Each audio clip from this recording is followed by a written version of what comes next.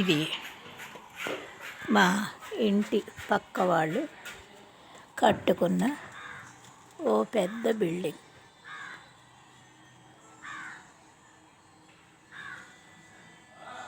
ఇది అయితే ఎందుకు చెప్తున్నానంటే, ఇది నా యొక్క ఇంటి నివాస స్థలము, ప్లస్ నేను ఎక్కడుంటే అక్కడ ప్రభువుని ఆరాధించుకోవాలి కదా. ఇది నా యొక్క నివాస స్థలము మరియు ఆలయ ప్రాంగణం కూడా ఇదే.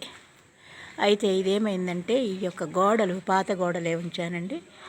ఎందుకంటే కొంత పాత గోడలు ఉంచటం వల్ల గోడ మనకు కట్టడం కూడా కొంచెం ఖర్చు తగ్గుతుంది, ప్లస్ ఇబ్బంది పడకుండా ఉంటాను అని ఒక ఉద్దేశంతో. అయితే ఈ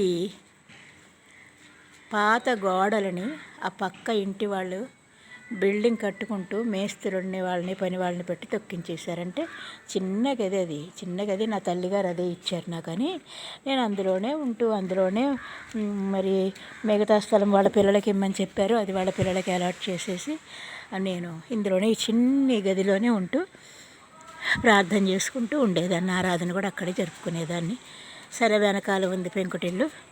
ఇది ఉమ్మడి కుటుంబంలో ఉన్నప్పుడుది. అయితే మా అమ్మగారు వాళ్ళ వారసులు అంటే కొడుకు పిల్లలు, ఎవరికైనా కొడుకు అంటే ప్రేమే కదా,